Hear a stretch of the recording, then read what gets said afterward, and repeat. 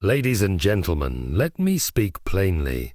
There are witches among us, not the kind that scurry on broomsticks beneath the moonlight, but the quiet sort, cloaked in charm and guile, who conjure not with potions but with words. They do not aim for your possessions nor your person. They are after your breakthrough, that moment of clarity, freedom, or destiny which, if reached, would unravel their hold on you forever. They cast no spells in Latin. They send text messages. Yes, text messages, 7 in number, though they wear 1,000 disguises. And these are not mere digital phrases, but enchantments, incantations designed to pierce your spirit and bind your progress. They may arrive from a friend, a stranger, or your own anxious hand. But their purpose is singular, to rob you of your moment, to abort the mission just before liftoff. Witches don't always come with wands. They often come through subtle, sabotaging messages. They do not arrive in storms or swirl through the sky with cloaks billowing behind them. They do not announce themselves with thunder or command attention with shrieks and smoke. No, the modern witch enters your life through the ordinary, the unremarkable, the terribly familiar. A ping on your phone, a line of text, a message you almost don't notice. That is how enchantments work now, quietly. Their power lies not in spectacle but in suggestion. A carefully chosen phrase dressed in concern or camouflaged as encouragement can shift your entire direction, not with force but with a whisper. One message sent at just the right time, when you are vulnerable, uncertain, or on the cusp of courage, can plant a seed of doubt so small that you mistake it for your own thought. "Are you sure you're ready?" it asks, with just enough softness to sound like wisdom. But that's the trick. That's the witchcraft. These messages don't oppose you directly. They don't scream a stop, they whisper. And maybe not today. They know better than to confront you openly. You would recognize a threat. You would resist a curse you could name. So they speak in your language. They quote your fears back to you in tones of logic and maturity. You've tried before and it didn't work. You should be more realistic. Take a break, you're tired. Me probably better suited for this than you. And because they resemble your own inner voice, you believe them. You adopt the language of your own defeat. What makes these messages so dangerous is that they require no external force. Once planted, they grow inside you. They don't need to stop you. You stop yourself. They don't need to steal your breakthrough. They convince you to abandon it. And perhaps the most tragic part is that you often feel relieved. Relieved to have a reason to retreat. Relieved to delay, to sidestep the discomfort of risking something sacred. These messages are carefully timed. They come when you're closest to just when you begin to rise. They offer an easier path, a quieter life, a safer choice, a smaller dream. They are not interested in your destruction. They're content with your distraction, your comfort, your stagnation. Because if you never become what you are meant to be, you are no threat to them. The old stories warned of witches in the woods. But the new ones sit in your inbox. They smile through screens and sound like people who care. But their intention is always the same. Keep you tame, keep you small, keep you from the fire that breaks chains and sets nations free. So the next time your phone lights up with a gentle nudge to delay, diminish, or doubt, pause. Look again.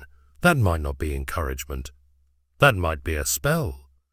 7 common text messages are used to plant doubt, fear, and delay, each designed to derail your breakthrough. They do not appear in the form of obvious threats or dramatic proclamations.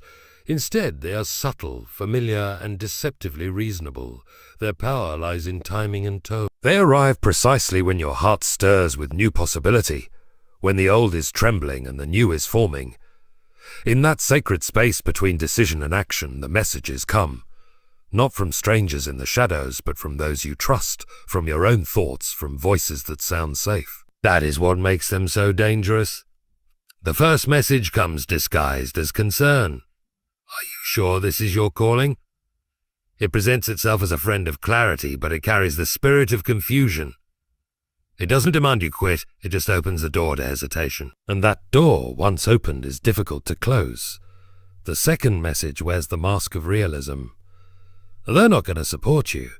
It reminds you of isolation, whispers that you are alone, and suggests that any effort without applause is pointless. But all great breakthroughs begin in silence. The lack of support is not a sign of failure. It is often the sign that you are moving into territory few have dared to go. Then there is the message of history. You've failed before. This one comes with receipt. It calls up memories you buried, mistakes you've made, and times you've tried and fallen. It pretends to be your protector, shielding you from disappointment. But in truth, it chains you to a past that no longer owns you. Failure is not a prophecy, it is preparation. The fourth message is cloaked in comfort. A life's fine as it is. It flatters you with the illusion of peace. It suggests that desire is greed, that growth is arrogance. But this message does not honor your contentment. It dulls your hunger for more. The finer it offers is not peace. It is paralysis. The fifth message is gentle and sly. Take a break, you deserve it. This may be the most seductive. Rest is essential, but this is not rest. This is the call to retreat disguised as self-care. It doesn't invite you to pause. It invites you to postpone indefinitely. The sixth message is comparison's whisper. Look at them, they're so much further ahead. It never shows the full picture, only the polished surface. It distracts you from your own assignment and tempts you to measure your worth against someone else's timeline. And the seventh, the most devastating of all, says simply, this is just who you are. It pretends to accept you, but it denies transformation. It reduces your identity to your past and rejects the possibility of change. It tells you that what has been will always be. Each message may seem small, even harmless, but taken together they form a strategy of sabotage, not through force but through fatigue, not by denial but by delay. They do not storm the gates of your destiny, they slowly convince you to walk away. These messages often masquerade as wisdom, concern, or self-care but are spiritual distractions. They do not confront you like an enemy but arrive dressed as allies. They speak softly with the voice of a parent, a mentor, or even your own cautious self. They are composed in the language of logic, decency, and practicality. That is what makes them difficult to detect. Because on the surface they sound like the right thing to listen to. Who would question the wisdom of caution? Who would dismiss genuine concern? Who would ignore a plea for rest or self-care? But beneath their polished exterior, these words carry an undertone that bends you away from your true path. Their purpose is not to nurture you, but to neutralize you. Wisdom is beautiful, but when twisted slightly, it becomes passivity. The message that tells you to await for the right time may seem like prudence, but sometimes it is simply fear in disguise. You say you are waiting on confirmation, but your heart already knows what must be done. Concern, too, is a noble thing. But when concern becomes obsession with what might go wrong, it paralyzes movement. It speaks in warnings that never end. It turns every opportunity into a risk too great to take. It claims to care for your safety, but in truth it cages your spirit. Then comes the most seductive of all, self-care. True rest, true reflection, true restoration, these are holy things, but the messages that masquerade as self-care often offer escape, not healing. They suggest that pulling away from the battle is good for your soul, even when your spirit knows it is time to press in. These messages tell you to step back, take it easy, give yourself time. But when taking a break becomes a giving up in increments, the damage is done. You do not crash, you fade. You do not surrender openly. You retreat quietly, one soft excuse at a time. These distractions are spiritual in nature because they do not only touch the body or the mind, they touch the soul. They interfere with your assignment, your purpose, your becoming. They are not obvious sins, they are subtle detours. They do not shout, they hum. And this is what makes them so lethal. You begin to confuse delay with discernment, comfort with calling, balance with avoidance, and soon the fire that once stirred in you dims beneath a pile of well-phrased lies. The tragedy is that most people will never call these things what they are. They will call them maturity. They will call them boundaries. They will call them peace. But if you listen carefully, beyond the tone, beyond the surface, you will hear the absence of life in them, the absence of conviction, the absence of movement. For anything that leads you away from your God-ordained assignment, no matter how gently it speaks, is not your friend. These messages may appear enlightened, but they are diversions sent to rob you of the very thing heaven is trying to deliver. Doubt in identity, fear of failure, and comparison are three of the most dangerous emotional traps. They do not appear suddenly or dramatically, but rather grow quietly over time, like weeds in the garden of your purpose. They are internal battles that often go unnoticed by others, but they are fierce enough to derail a destiny if left unchecked. Their danger lies in their subtlety and their ability to mimic the voice of reason, maturity, or humility, when in fact they are deeply rooted distortions of truth. Doubt in identity strikes at the very foundation of who you are. It whispers that you are not enough, not qualified, not ready. It brings up every flaw and past failure, using them as evidence against your call. It clouds your ability to see yourself through the lens of purpose, replacing it with insecurity. It doesn't just question your actions, it questions your existence. You start asking not just, can I do this, but am I even meant to do anything? This is the trap that keeps you from stepping forward, because it convinces you that your voice doesn't matter and your presence is optional. It drains courage before the first step is even taken. Fear of failure, meanwhile, disguises itself as caution, but it is actually paralysis in disguise. It reminds you of every time you fell short, every risk that didn't pan out, and every painful lesson you've collected. Rather than letting those moments shape your wisdom, it uses them to build a case for inaction. It convinces you that to avoid failure is safer than to risk progress. And in doing so, it robs you of the very process through which success is forged. Failure is a teacher, not a tombstone. But fear distorts this, painting failure as a final sentence rather than a chapter in the story. You begin to stay in places that are too small for you because the fear of falling is louder than the hope of flying. Comparison, perhaps the most silent of the three, doesn't yell. It observes, it watches others and measures yourself against their progress, their timing, their applause. It creates a warped mirror, reflecting back an image that always seems lacking. Someone else is always ahead, always better, always more capable.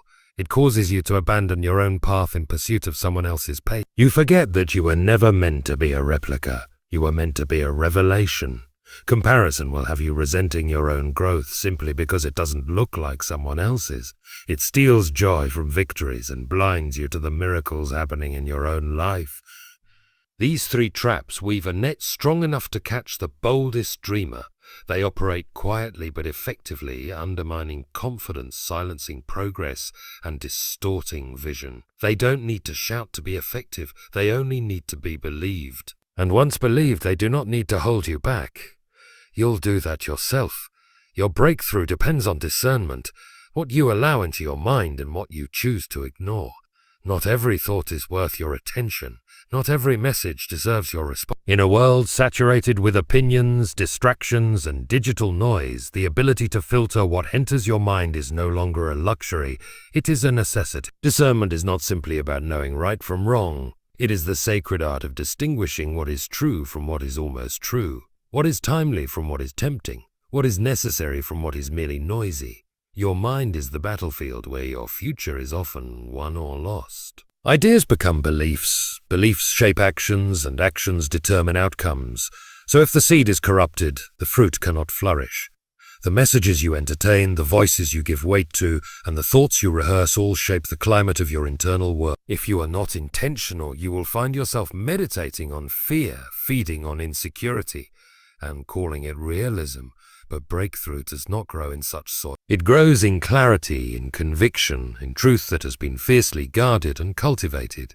There are countless voices vying for your attention, and many of them sound helpful.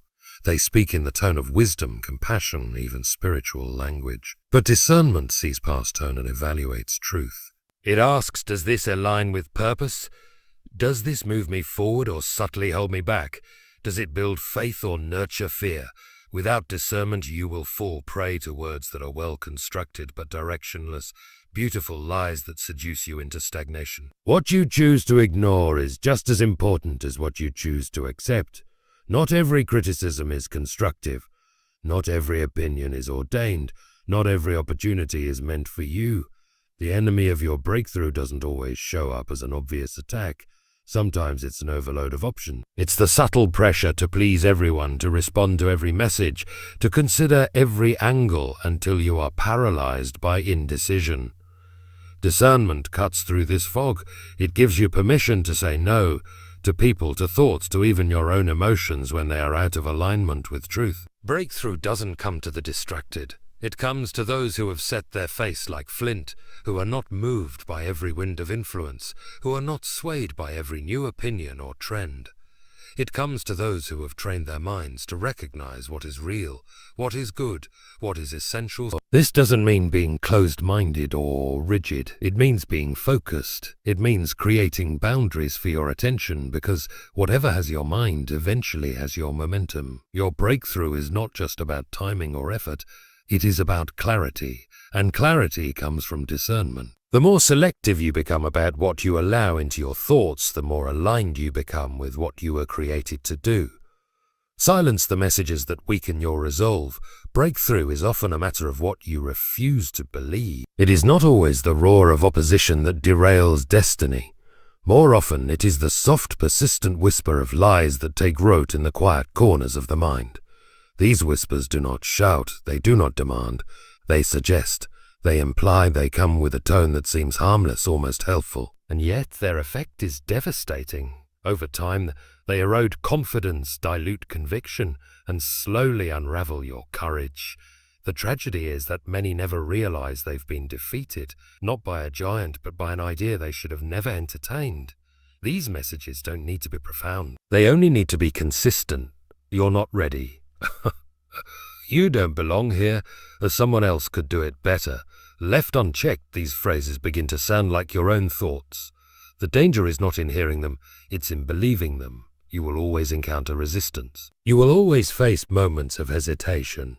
But what defines whether you rise or retreat is not the volume of the doubt, but the authority you give it. Breakthrough requires a brutal refusal to accept anything that stands in contradiction to what you know you are called to do. You have to become skilled at silence, not the silence of avoidance, but the silence of rejection, a holy kind of deafness that refuses to entertain anything that undermines your mission. You don't argue with every doubt. You don't negotiate with every fear. Some messages don't deserve the courtesy of a response. They deserve to be dismissed entirely. The battle is not always about finding new truth. Often it's about holding firmly to the truth you already have and guarding it from subtle attacks. In a world full of noise, silence becomes a weapon. The ability to quiet the voices that distract and distort is essential for movement. Not everyone's opinion is qualified to shape your identity. Not every message should have access to your inner life. You have to filter not just what is true, but what is useful, what is fruitful, what is aligned with your assignment. There will always be something trying to talk you out of your breakthrough. There will always be a voice suggesting it's not the right time, you're not the right person, or it's not worth the risk, but the power lies in your response, or lack of one. Every breakthrough begins first in the mind. Long before anything changes around you, something has to shift within you. That shift is often marked not by a new revelation, but by a rejection of the old lies. The courage to move forward is not always born from dramatic inspiration. Sometimes it's born from quiet resistance, a decision to not listen anymore, a decision to press forward without apology or explanation. What you refuse to believe often determines what you're free to become.